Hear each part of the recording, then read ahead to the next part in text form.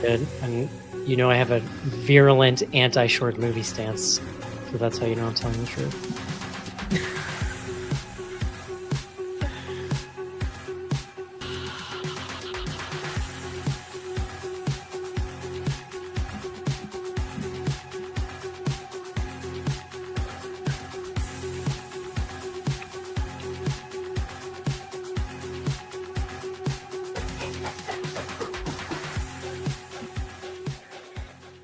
Hello, everybody, and welcome into another exciting episode of Bloody Good Horror. My name's Eric, and I'll be your host for this evening, where we will be reviewing the Vourdalak. That's right. French period piece with subtitles. Get excited. First up, it is his staff pick. He's the reason we're here tonight. Please welcome Casey to the show. Hello. Next up from Manhattan, New York City, your friend and mine, CEO of the horror section. Oh, new intro. Please welcome Mr. John Schnars to the show. Hi, Eric. Hello. And last up tonight from the Bay Area of San Francisco, please welcome Rachel to the show. Bonjour. I'm so excited tonight, guys, for one reason and one reason only, and that is puppets. Yes. My boy, howdy. Puppets. Puppet, really? Was it more than one puppet? Casey, before we jump in here, do you want to tell us why are we watching this? Okay, yeah, this was basically came down to me being a staff pick, and this one is really deep.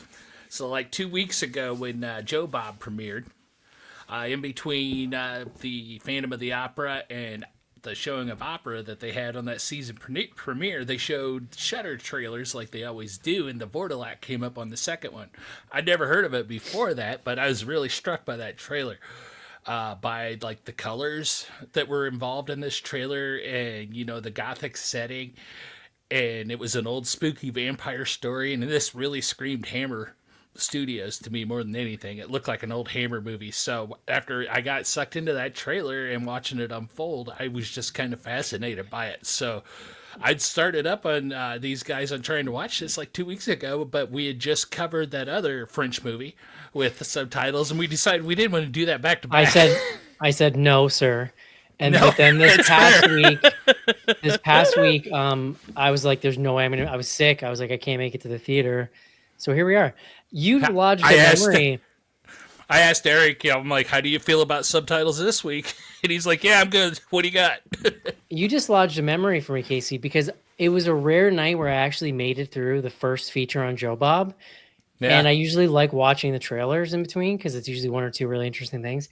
And I remember seeing this and seeing the puppet and everybody in the chat being like, what in the ever living hell did I just watch? Exactly. Well, I'm very excited to have a chance to talk about it tonight. I'm excited that you brought it back. So they do show the puppet in the trailer? yes. Yeah, briefly. Oh, interesting. Yep. That's a bummer. Yeah. But it's No, not but otherwise I I probably wouldn't have been interested in it, honestly. I was like, excuse me? Yeah. So it's your fault. You're the problem. Got it. All right, let's do it. Let's take a quick break and talk about the Vourdalak. This is it, Jennifer. Your big break in TV. From the front time. Main feature. I do have to say to the Canadians in the chat right now, trying to get me to say the French title, no. What is the In French French, title? though. You said no in French. No. No. It's whatever. It's like just Les lay. Vourdalak. I won't say it. Oh, It's just all right. principle, John. Yeah. No, that's totally fair. Yeah. John, speaking of words and people's opinions on how they should be said, please bring us the word of the day.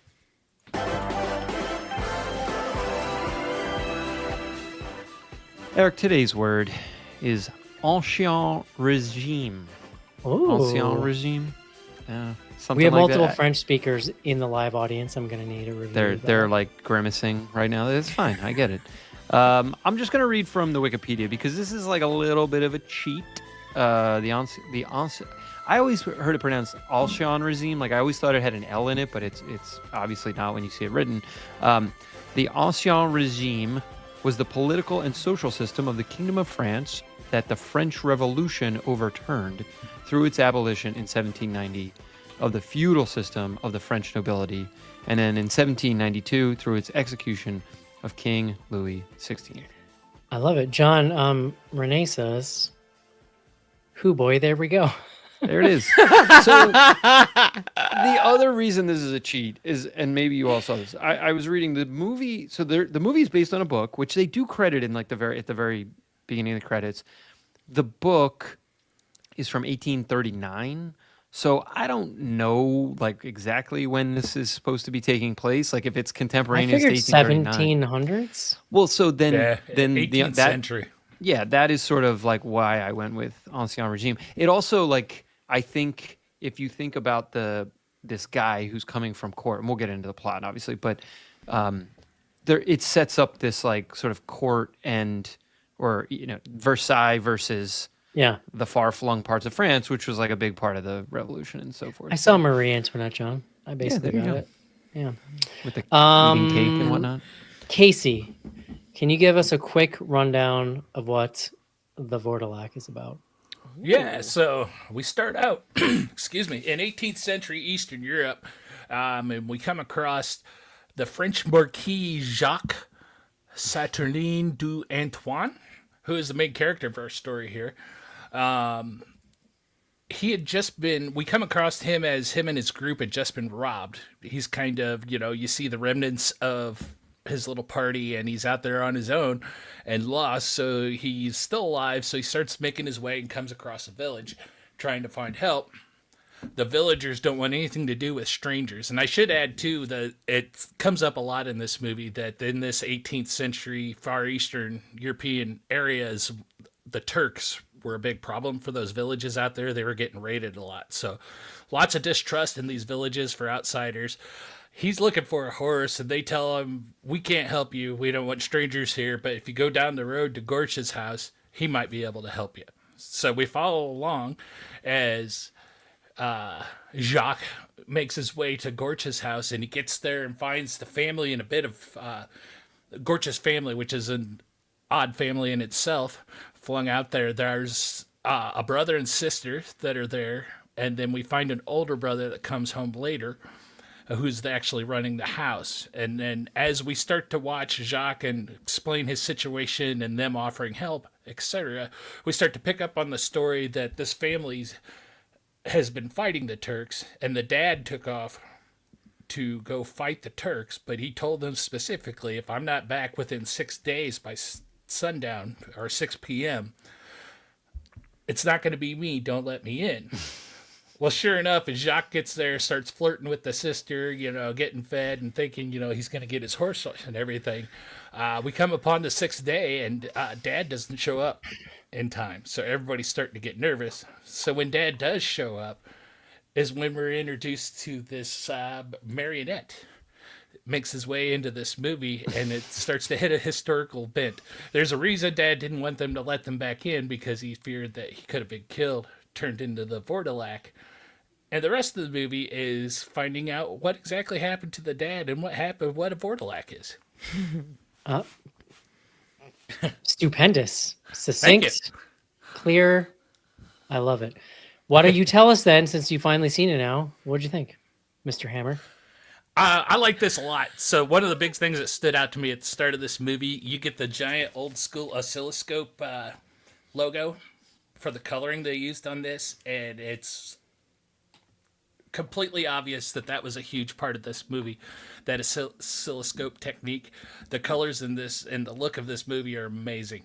All this, Eastern Europe countryside and these sumptuous old school colors, and there's tons of color. It's not gray and dingy, and that really sucks you into the environment of this. But then as you get into the story, I had not familiar with the book itself, so coming from my perspective, it's nice to see like an old school vampire story coming that's not Dracula. Well, this predates Dracula by 50 Right. years. Well, wow. crazy. I didn't know it was 50 years. Yeah, yeah. But it's it's a nice different take on that vampire tale that's not Dracula. Similar like with Hammers when they did the Elizabeth Bathory stuff. It was a different take that we're not used to. So it felt kind of fresh in that sense, even though it's a story from 1839. And we've probably seen these tropes used before in other movies, just didn't caught them. But other than that, I thought everything was great in this movie. Like I said, it looked great, and I thought the cast was good, and the story was really, I was pretty wrapped up in that story as it went along, too. There's some love triangles happening here between Jacques and Sedenka, I think is the sister's name. Sure. Pretty good. Yeah. It can get kind of confusing on who's who in this movie, so it does get a little bit jumbled sometimes. But overall, yeah, and Marionette, good Lord. One of the descriptors I saw in IMDb for this is fantasy, and this Marionette is what brings in the fantasy aspect of it. But I thought it could be corny, but I really kind of loved it. It added a weird tone to this movie, especially when they had some of those great shots of it being upright and moving across the the countryside and stuff like that. A+. I was pretty impressed. Yeah. Rachel. Yeah, this is a delightfully odd film. What I liked most about it is that, like, every element of the crafting of this film, like, you can feel that the director is making choices. Whether it's the use of film, whether it's the performance style, which is, like, there is a very specific style to the performances in this, or the use of the puppet. I'm sure we're going to spend all night talking about this puppet, but, like, I love that. Each in their own way, all of these choices really do ultimately reinforce the ideas and the tones and the atmosphere of this very bizarre little folktale. It all kind of comes together to create something that feels a little timeless. Like if you told me this was from 1970, some like weird European film from 1970, I'd be like, sure, yeah, because of the film, right? Or if you told me it was from the 80s and because of the Henson-y puppet, I'd be like, yeah, from the 80s. It feels very out of time. I had the same exact Yes. thought. It's really cool. And I don't mean in the period piece way. I just mean like from an aesthetic filmmaking point of view. Yes, Yeah. totally. And I think you could make an argument for any of those things. And it also feels really contemporary at the same time because of like the things that the filmmaker decided to add in terms of like the story, right? He's taking from this novella from the 1700s, but the stuff that he adds in is all about like gender politics and masculinity and like exploring and poking at those ideas in a way that is actually quite contemporary, but doesn't ever feel like out of place within the story in a way that becomes didactic. I don't know. I'm obsessed with the puppet. From how it looks, but also like the way, like the choice to use the puppet and make the puppet this way feels like it is in service of really kind of getting at these ideas of the absurdity of propping up this like very visually obviously rotted, toxic, parasitic, patriarchal figure within the house. Yeah, I'm still mulling over how I feel about the transgender character. I'm not quite sure where we're going with that, but I'm obsessed with Svanka. I love her. And overall, I just think this movie is so unique and so bizarre that I just really ended up liking it a lot. John Schnars. Yeah, I mean, I'm very much aligned, I would say. I started watching this, I don't know, Rachel may remember, when we were trying to cram movies for the end of the year last year. I started watching this.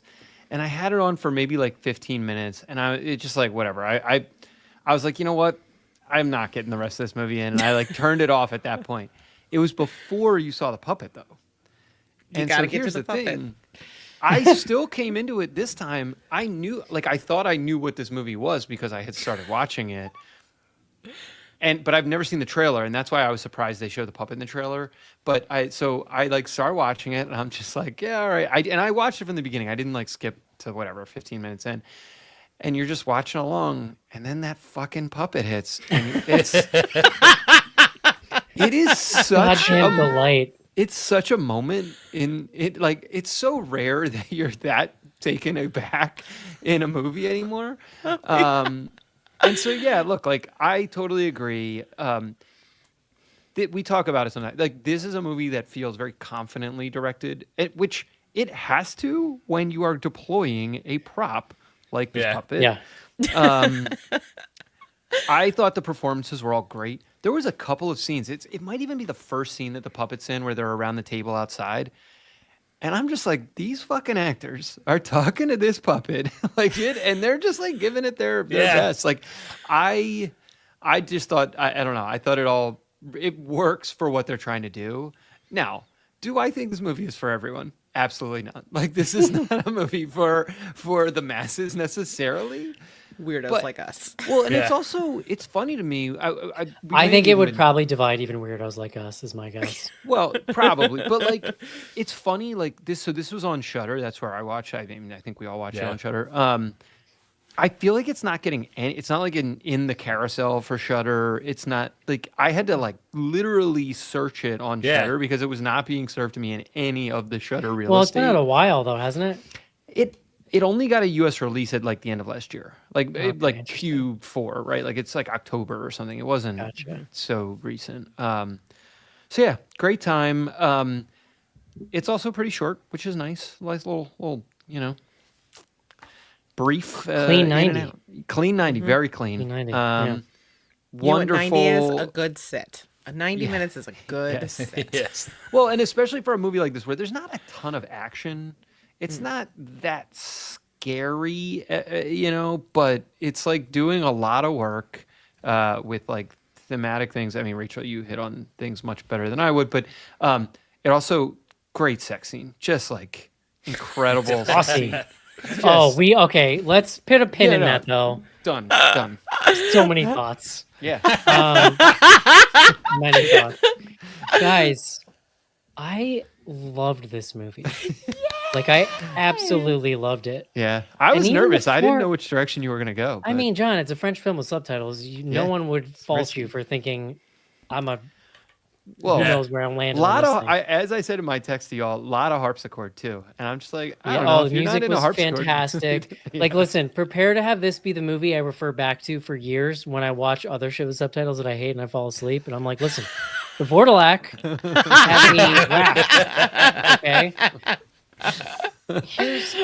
But you know what? Before the puppet even so here's my experience. A couple things. So I'm watching. You guys got a little bit of silver text. I'm watching it, taking in the first act. First of all, I was like racked by COVID the other day when I was watching this. I legit watched 10 minutes, slept for 2 hours, and turned it back on. Like, was not the movie. How are those dreams? But I'm watching it and I'm like, this is my train of thought. As like first 10, 5, 10, 15 minutes, I'm like, I missed whatever was in the opening credits, Casey, about what it was shot on. So I'm just watching like, boy, this movie looks fantastic. And then I was like, look at this fucking grain going on here. And I'm like, now listen, like I You have talk about worked, grain like guys talk about asses. You're like, ooh, Oh, supple look at that grain. grain, Yeah. bro. Supple. That's some grain. I've worked with video. I'm a video editing professional, John. I've worked with video for 20 years. Like, you can also put filters over video and shoot it a certain way to kind of make it look like film, but I can tell. I don't know if other people can, but I can. And I was watching this, I'm like, damn. And then I was like, you know what?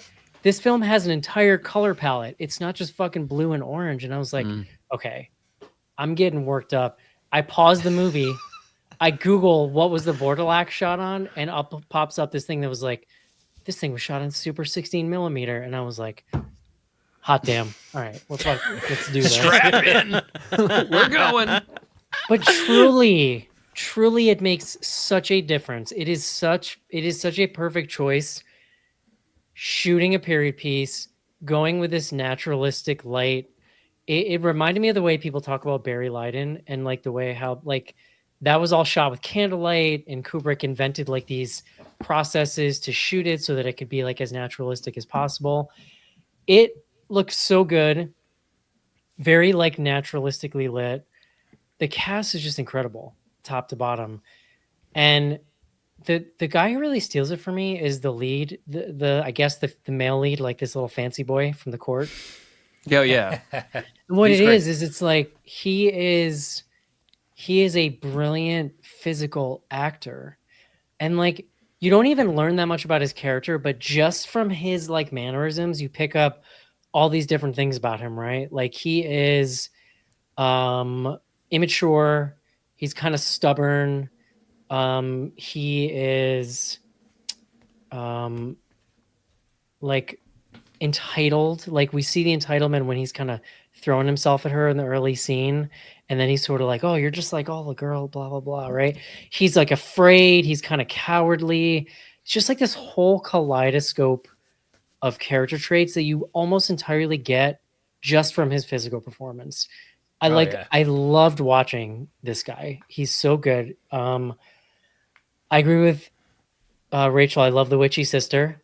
If you love a witchy lady in a movie, I like sure do. there's a whole thread here for you. Sedenka. And then this Yep. puppet comes in, and I actually think this is where the choice to shoot it on film and the puppet go hand in hand together. Because one thing that film does that I think is underappreciated is it has this sort of gelling effect of kind of making all the fantasy elements feel real and tangible, and like they all go together. A really great example of this is like they used to use matte paintings back in the day. If you go watch like Labyrinth, any 80s fantasy film, right? Never ending story, these like huge elaborate paintings that, because of the way film gives you that gelling quality, it just made it feel real.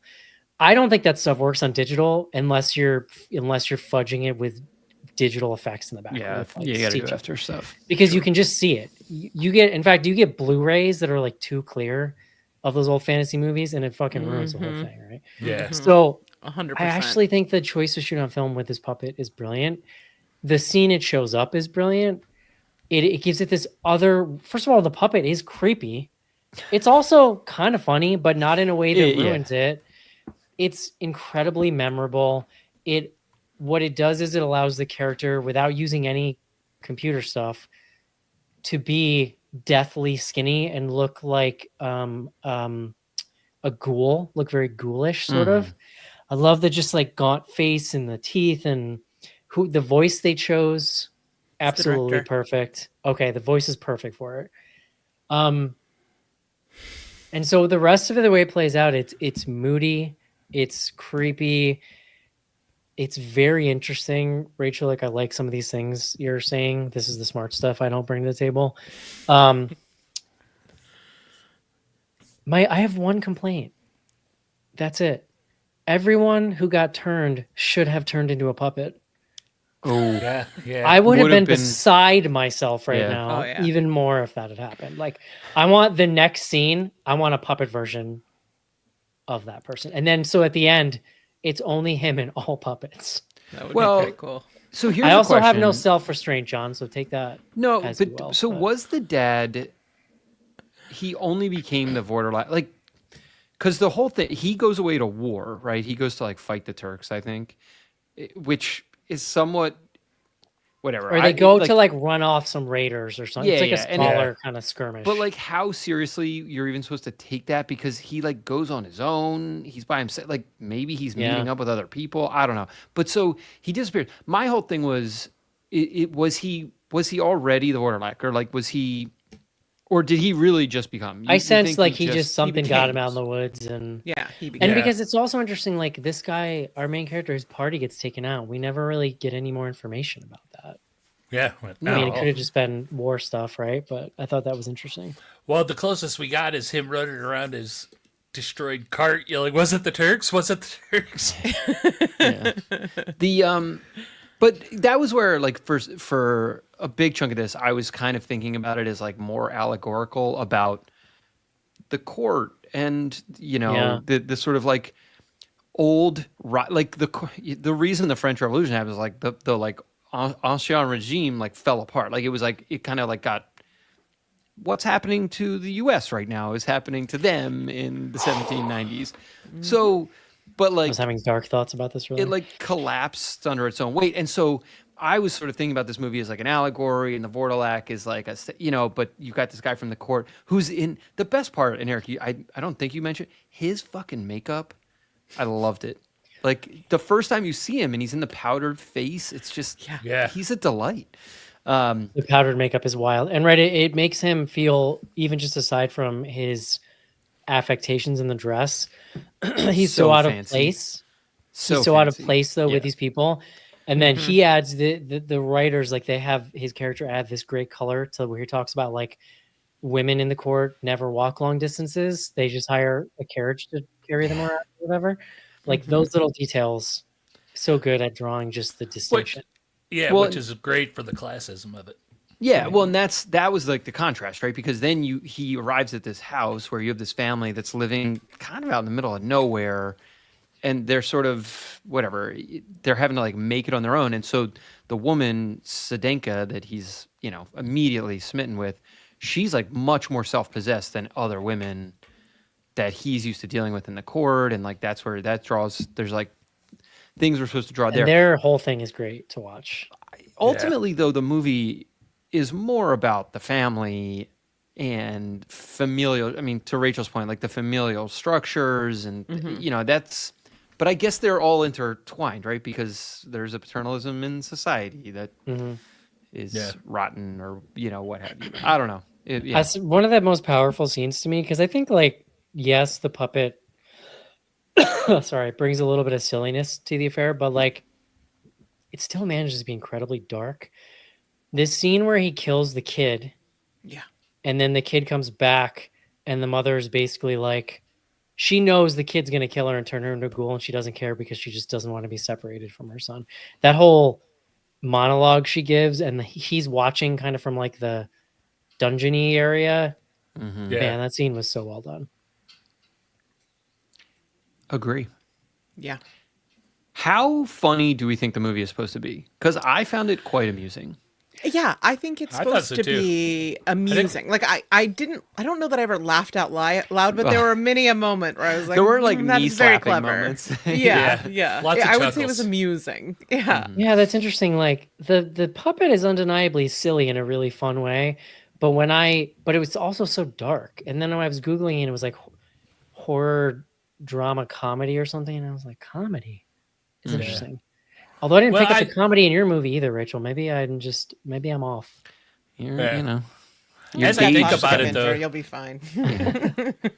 as I think about it, though, we talk the way they present with this marionette and the backdrops that they have of this countryside and everything, and the kind of they keep it from going too gonzo as far as the blood and the scary stuff and whatnot. And there is that humor. It really adds to that folktale feeling of it. Yeah, I think it's more about like the fish out of water nature of the Marquis, like his reactions to things are really where the humor is, and it goes back to your point about his physical performance. He communicates a lot about his character, but there's also kind of like the humor in the contrast between him and her, and then the 100%. reversal of like that power dynamic. Like he tries to use like class as sort of like a power cudgel with her, and he's clearly outmatched when she almost drives him off a cliff, and that part is funny. Yeah, that part was good. His I facial love- expressions are great. I loved his silly little pipe that he smokes when he's trying to act chill and cool about stuff, and he's just like, oh, he's like shaking and like trying to light it. Yeah. He really kind of brings that silent film era to life with his body. That's what I'm saying. It's a very like It's very silent vaudevillian. film kind of stagey performance. Like his performance, I think, actually adds to this timelessness feel of the whole thing that Rachel was talking about.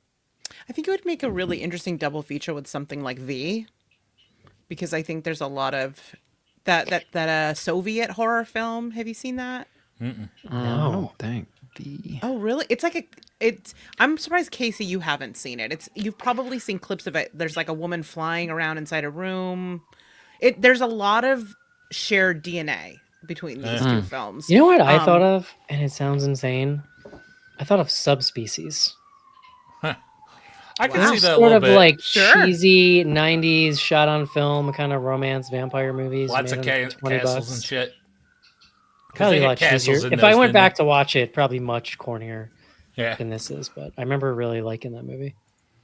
It's also interesting the twist on sort of the mythology. I think we're so accustomed to like associating with vampires with lust and forbidden desire that it's interesting that in this case the It driving goes after the force. family. Well, it's about love. This is a love vampire. Oh man. Yeah. Oh, where is it? There's such a good line in this movie. You can carry on. I wrote it down somewhere. The movie this made me think of was Baron von Munchausen. Okay. With the Interesting. period Okay. setting and kind of, just the way they carried themselves, it felt like it would fit in well in that movie world. Okay, fair. And fair enough. and the fantasy aspect of it too. Once you get the marionette in there, that really helps with that. Here's what it is. analogy. Love itself is a curse in these parts. That's grim. Very grim It and is heavy. grim. Yeah. Wait, so how did like how that. did others feel about the sex scene? Best sex scene I saw this Oh, yeah? week. All right. I mean, So I mean, okay. So for people who didn't watch, One okay. of So first of all, we got a real speak no evil moment in this movie, like a don't go back for the bear, you fucking Oh, yeah. idiot moment. Yeah. They give him the horse and seemingly let him go. Yeah. It didn't seem to me like they were But trying not to spring a his trap. face powder and his wig, which would have been weird for him probably to arrive at the court. Oh, that poor guy. I was like, oh no, the wig is off. This is going bad for him. But like they don't it seems like they're wig actually is gonna let him off. go. Oh, And I he think definitely. rides They're out like- into the forest and stumbles upon the like grave slash, right? Like what would we call this? Like It's a Karen, right? The pile of rocks. I mean, it is a grave. for her dead lover, or Yeah. whatever. that her And father thinks about killed. her Yes. again. And he fucking goes back. And you're like, brother, don't go back, my friend. He goes back, he climbs up in her window, she's there. They embrace and begin to make sweet love. Or she looked I at was me. like, where are you? How detailed are we going?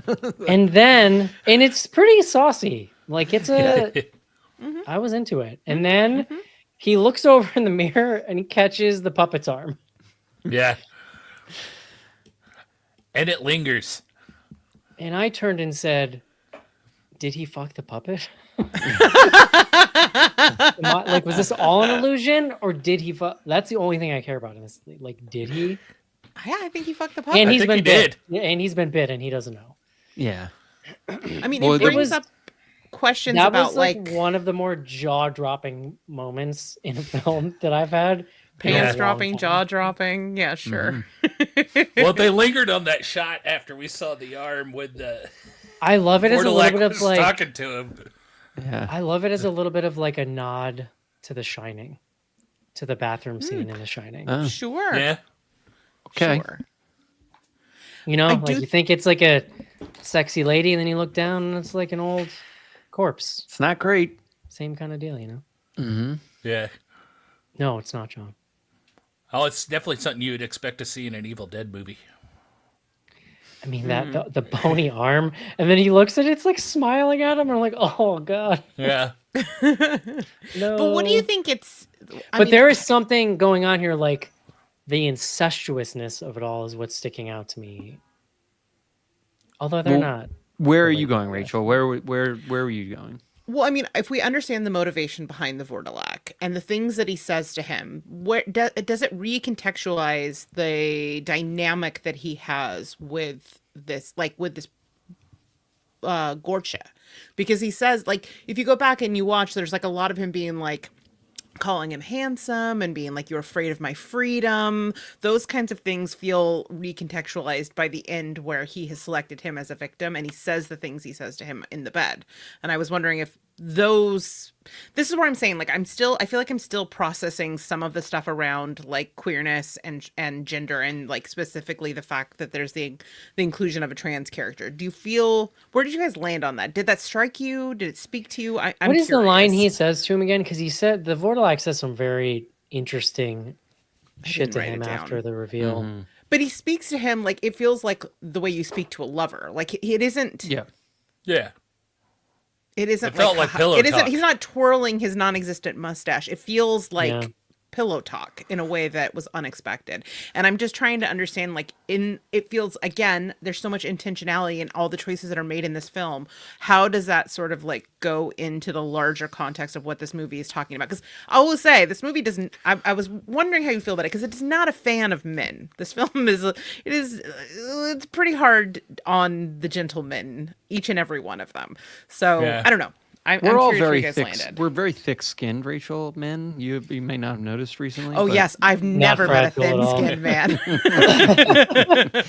I met So 3 really- today. They really take feedback. Great. Yeah. I was just lobbing it up for you. I was trying to lob that one up for you. The scene that you're reminding me of as I'm processing, because I don't know, I haven't solved this. Let's just put it that way. There's the scene where the puppet, Gorcha, basically commands his daughter and the Marquis to dance, and like Oh my god, that's a pretty interesting scene. And to me, the puppet was like sort of, I mean, he's getting excited about what he senses between the two of them, and sort of like wants it for Listen, himself. John, Right? I he's, mean, just, that's a, ultimately he's what's- just a horny little freak, John. You know? I mean, he's like Sure. slipping into his bed throughout the film. Like, there's Yeah. a lot Well- of, and there's so much performed masculinity in the older brother, and like stress about My the younger. Vourdalak impression. But to John's point, when Gorship first sat down and started talking to the Marquis, I swear he said something about having his eye on Sedenka at one point too. No, he calls it out right away. Yeah. Yeah. I'll tell you what, that scene. First of all, it's funny the way they sort of weave the subtext into the film. Barely subtextual, but when I can't remember if it's the oldest brother or the father who's talking about the son with the ribbons. He's just like, he played with ribbons as a kid. I was like, oh, is that shorthand? Yeah. Sure enough, later he's got the ribbons on. But he really pissed me off in that scene. I'm like, just run in the room and stab him, dude. Don't run in, announce yourself, hold up the thing, and be like, get him. Like, just do it. He's so slow. You Yeah. give him like 10 seconds, just take a step back Yeah. and like shoot you in the face. It's Mm-hmm. just frustrating. It's the Yeah, second time, too. Just stab him. To Rachel's point, I thought the one brother A that swift kick, he'd probably explode into bones and dust. Like, you Yeah. barely need a weapon. I don't know. There was some when in the woods we saw he's a little stronger than he looks than his little Jack. I will Skellington say I body would- love the piece. I love the like early. I don't know if this comes straight from the book. If it does, I love this as like early vampire lore of like it's not that the wood stake kills them. But that's what you need to pin him to the ground. I love that idea that it doesn't really kill him. It's just like a safety measure. it stakes him in place. Back to Rachel's point, I thought that the younger brother that was dressing in women's clothes, I thought that was like an interesting subtext to this, but then at the same time, I don't fully understand what the point of him being in there was, because it didn't really have any effect on the plot or anything other than just to show that Gorcha didn't like him. Which seemed like a small part. It didn't seem like it was connected to anything. Right, which is why I feel like I'm kind of cooking on it still. And Right. I Well, wonder if because some of there's it a is just thing like with- not getting the Frenchness But of there's- it. I don't know. But there's also the thing with the daughter, right? There's a theme there of these are the kinds of societies where getting married, starting your like that stuff is important for like survival. And you've got 2 kids here who basically did not fulfill what was expected of them in that way. That's Or true. one of them definitely didn't. The other one like headed to in that way also. Yeah, I guess if you compare the 2 younger siblings, like they're both people who like broke out of the like sort of in that situation like structural social demands. Like one of them is not embracing motherhood or like had sex with someone she was going to marry, but like she broke the social construct or the social contract, and then in some ways the rejection of masculinity in the other one is just like another example of that. And you pair them against the eldest brother, who is like the epitome of exactly what you're supposed to be, hyper masculine Brother is really and interesting. obsessed Like, with his father. But they're right. The thing with the eldest brother is like he doesn't really live up. He's trying so hard to live up to the father, but he Yes. doesn't really. But he's clinging deeply to that patriarchal structure because in that world he's the inheritor Yeah. of everything. Right? Like he's Yeah. got skin in the game in that way. Maybe Like in there's this some whole way thing with the traps- jacket.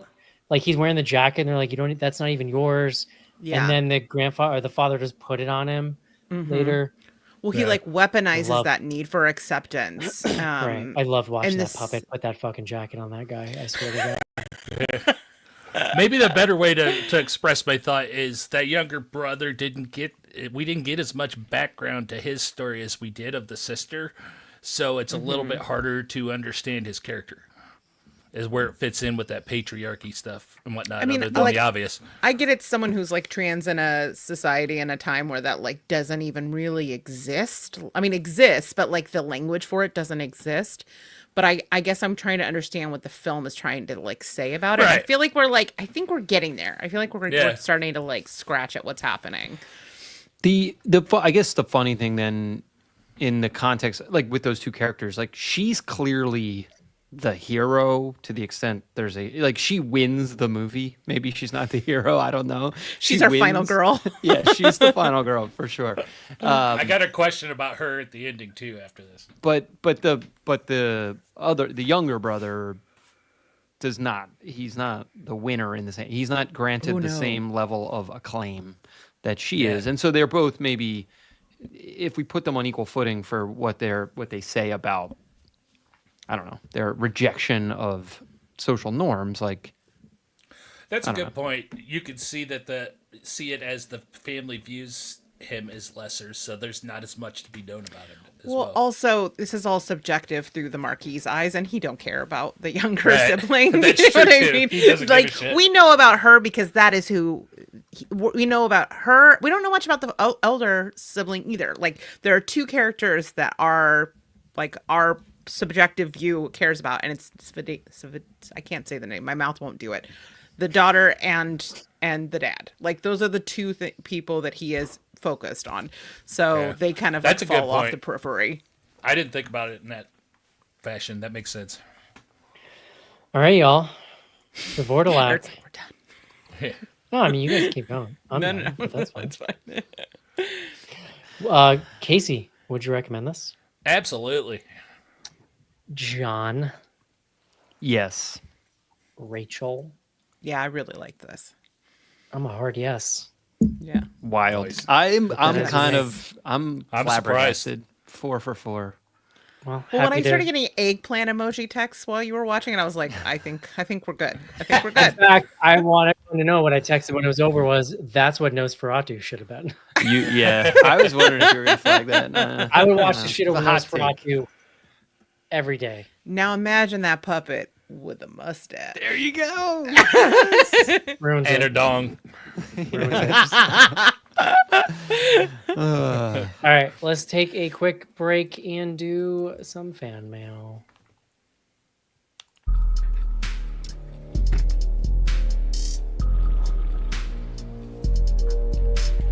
Send feedback to info@bloodygoodhorror.com or on Twitter using hashtag AskBGH. Join Patreon to get back episodes and much more. Patreon.com/bloodygoodhorror.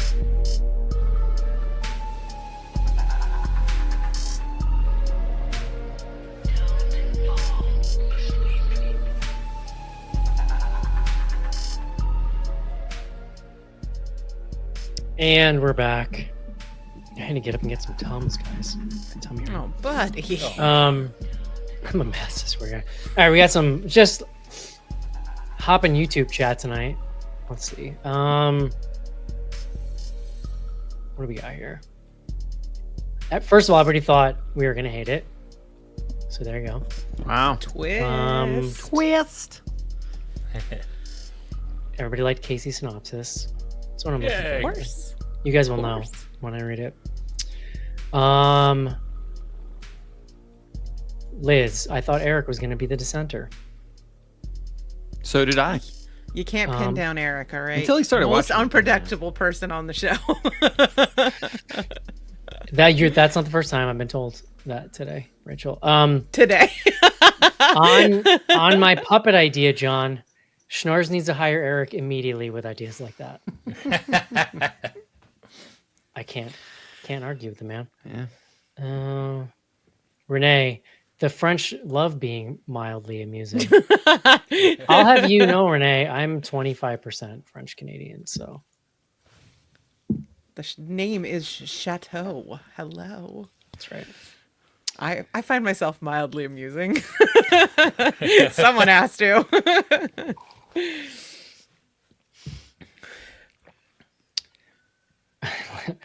Eric is an unbridled enigma wrapped in a sick guy. I'm gonna choose to take sick as like sick, Sick. but I know that's. I not take true. it as radical. All right. No thread, Casey? No threads this week. Oh Lord. You know, I just remembered, and he's here tonight, Jace. Did you ever send me? You were gonna send me an email about a time that a John prediction was like horribly wrong. Yes, Oh, yeah. jeez. I I thought I feel like- missed that. Oh, I feel like I might have missed it. I had stopped asking or stopped thinking about it because I was like, I don't need this right now. But look, Well, now the company is launched, John, so it's fine now. yeah, let's just like air all the old we gotta crazy keep you John humble. things. We gotta keep you Yes. humble. Oh, here it is. Let's see. I'll read it. Really. Yeah. Let's see. Oh, nice. Let's wait while Eric reads it.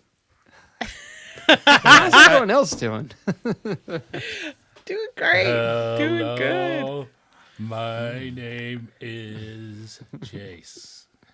I'm writing you today. After we're done recording, John, No, remind me to this tell is you great. what my This is great, and it's perfectly Schnorrs and Eric. Here we go.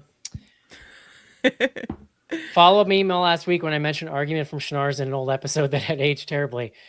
It comes in from episode 67, during which the crew has a lively discussion about the John Carpenter classic They Live.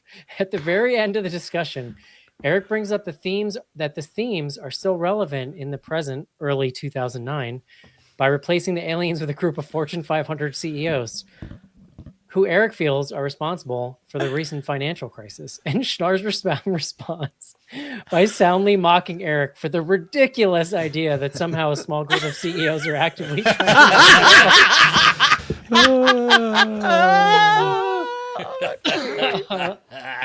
That is so perfectly Eric and John character. I love it. So that wasn't too bad, Schnars. It actually gets very Goddamn. heated. This is kind of coming back to me. It actually gets very heated to the point that I was glad I was listening from the future, because by the end, John legitimately sounds like he may have just recorded his last episode of the podcast. I feel like that happened a bunch of times in the early years. Like, I think people thought I was like, We used to get way more. No, but we actually Rage did quitting. get a lot more fired up back in the day. yeah, 100%. Now, it wasn't a great take at the time. Very mustache twirly. Surely I can't be the first person to come up with that term, Schnars. Oh, wait, sorry. Surely I can't be the first person to come up with the term Schnars assist. But I think we can all agree it is aged particularly poorly. I still love you, Schnars, Jace. I love it. I appreciate that, actually. Thank you. We can all agree we're That's- all downloading this episode tonight, right? Like, we're all definitely not. listening to this. No, I don't want to hear it. It'll probably make me feel uncomfortable 15 years later. I'm all set. So true. Well, I'll take one for the team because I'm listening. Oh, I mean, I man. must have heard it still- a million years ago, but Guys, I was at the HorrorCon this weekend, and I was like, I gotta buy some horror shirts. I have no horror shirts, and the shirt I got was a They Live shirt. So there you go. Nice. Weird you have no horror shirts. It's not like you've been on a horror podcast for 18 years. You're just thinking of it now. Well, I have our you're getting horror paid. shirts. I have all the bloody good horror shirts. I bet you wear them all the time. I just don't have a lot of graphic tees. Period is what it comes down to. So Well, Yeah. you're a cool guy CEO now, John. Let's get with it. yeah, all of the rest of the CEOs are wearing the graphic tees. So that's what I was gonna do. Jace had another email. Congrats to Schnars for the big announcement. If you haven't heard it, go back to the feed. The horror section has launched.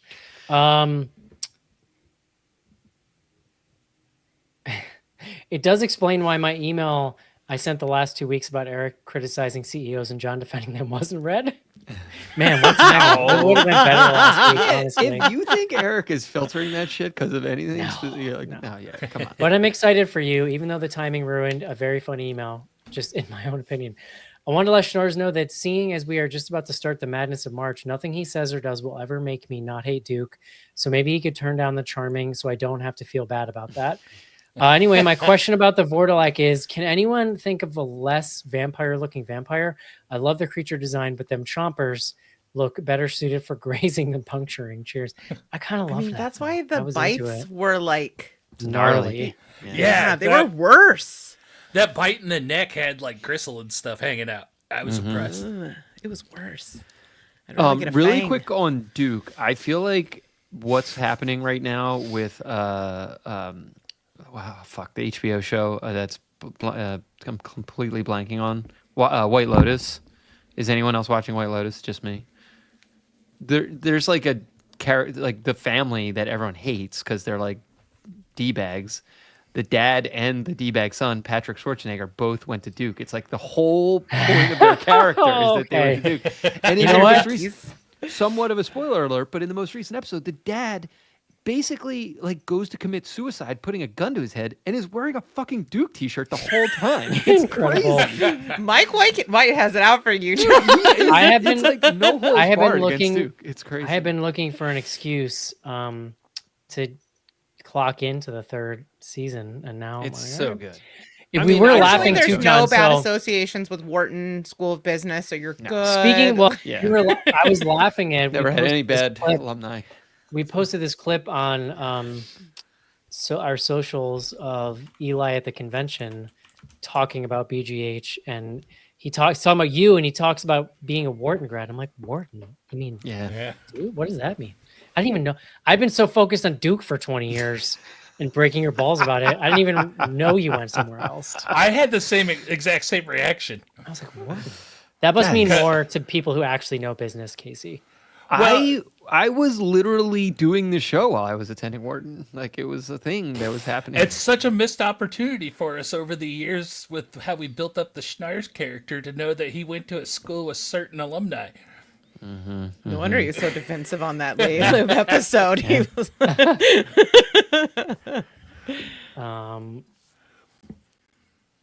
Love it. Let's see. John, on the horror section, when does the like early stuff end? Like this comes out Friday. It'll be closed by then, right? It actually it is through the end of day on Friday. Okay. So So if you hear this Friday morning and you're interested in getting in at the sort of like early bird, yeah. is that fair? Jump on it. Yeah. No, totally. If you hear it is midnight Eastern on Friday. That is Love it. That's the time and the day. I'm an early adopter, John. Okay. Me too. Bless you. Clearly, we will I not have be that reviewing and these movies. Dogecoins. I'm gonna be You rich. do not. But don't ask made for me any think- more. I I bought have a them li- years ago as a Yeah. joke. I do have a little bit of crypto that I bought in like 2021 or something. That now I'm like, Anything probably good? figure Some out that- Ethereum in there? Some Safe Bitcoin? Moon. I think a lot of it's in Safe Moon. A little bit of Bitcoin. I don't know what Okay. any of that is, A but little bit of Bitcoin could be, no, gone it's up a not fair that bit. much. It's not worth it. It was it was probably inflated at the time. I shouldn't be investing in things, John. It's not my gig. Yeah. It's not my bag. All right, Instagram. I didn't even look to see if we had anything. Oh boy, he's doing it live. Wow. Boy. I don't think this has ever happened in the history of the show. Not a single question about this film. You guys are missing out. I'm sorry. Yeah. Not a single question about this film between any of our platforms. So there. I guess Oh, I'll look well. at Slack quick, but no. Okay. All right, comment section, come through. We all are Except missing out, man. Shelton says, I'm proud to announce that I partnered with Uwe Boll to give you all the opportunity to buy NFTs of all your favorite Uwe Boll movie scenes. Just DM me your bank account and routing number, and Uwe and I will get it all set up for you. That's good. That's good. Tip of the cap. That's Well my played. dude. Yeah. That's my guy, Sheldon. What we have not looked at the schedule for next week, I don't think. I could do a movie. There are some Well, that's good. theatricals, I believe, right? This thing that came out last week. I mean, in the theater, Casey. What was this? Didn't we just miss something in the theater? Should we be doing that? Well, there's Opus. Yeah, wasn't that what people were talking about? What is that? It's Before the I new do. A24. Yeah. It's like a cult film. Io Edibiri. Is that Io Edibiri? Am I saying it? Okay. I wasn't crazy John about that. Malkovich. So it's Trailer, not but- about a tuba playing penguin that lives in Bloom County? Sadly, no. Um, And Rachel, what was the other thing you flagged that had the weird name? I don't even know now. Pretty I can't sure keep you track you of all sent- my wheelings and dealings. Yeah, in any event, you sent something else through. Well, I know Freaky Tales is coming soon, which was shot in my neighborhood, filmed in my neighborhood. I guess I shouldn't say shot in Oakland, filmed in Oakland. Trying to think what else. Yeah, there's a couple new ones that hit streaming too, like the parenting, and there's a new one on Hulu. I can't think of the name of now, like the Hold or the Cold, but it looks like it has Control, something to do is with it bugs. Control Freak? Yeah, Control I've Freak. seen it. Yeah. The movie it's- Ash looks like it's getting a wide release this week too. The Ugly Stepsister Or that might be next. Boy. No, Amazon Prime is trying to get me to watch Twisters, and I was like, "No, sir. I know who's in that movie. No, thank you. it's fun, man. I had a good time with it. I can't. I hate Glenn Powell's face so much. I just hate You him. guys keep threatening to do Heart Eyes. I think that's going to be out soon. Should we do Wicked? It's out on Peacock this weekend. My kids are really excited. I should tell my kids they're not aware of that. They'll see it No, eventually. Rachel. No Wicked. Oh no! It's What's like a wrong with point Wicked? of it- What did Wicked? I'll tell you off air. No, no. What did WWDD? What did Wicked do? Yeah. Sounds like something. We call it at work. We don't say like release. It's Wicked season because our entire lives and our entire personalities are expected to be wicked for many months. Yeah, Liz, I'm kidding. That's a joke. We're not going to review Wicked. See, Liz All right, we'll knows. we'll Liz knows off what's air up. this. We'll offline this, Mm-hmm. and we'll level Good set, call. and then we'll we'll send out a note. We'll circle back. We'll circle back with everyone too. I'm gonna vote for Wicked just to annoy Liz. I think it's long. That's my only view. You haven't seen it? No, I thought you were okay. like saying because your kids had seen it. I just assumed you had seen it, but no, No. boy, okay, No, it's sorry, pretty John. long. Yeah, I don't musicals. I hate musicals. I don't get it.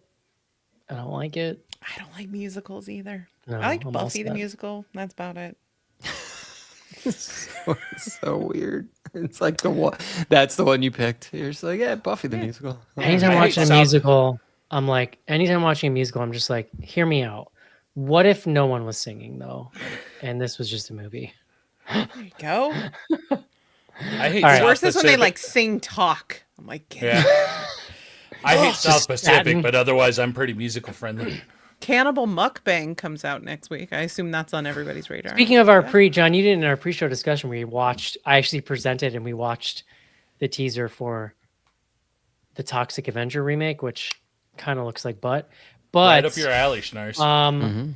it did make me think of Poltergeist, which is fantastic and is a musical technically. So there you go. I watched that once, and I don't ever need to watch it again. Night of the Chicken Dead. All right. We don't know what we're doing. We'll get to it. That's it for us. Hope you enjoyed the show. Talk to you next week. See you. Bye. Couldn't think of the French word. Bye bye. Au revoir. There we go. Got it. Nailed it.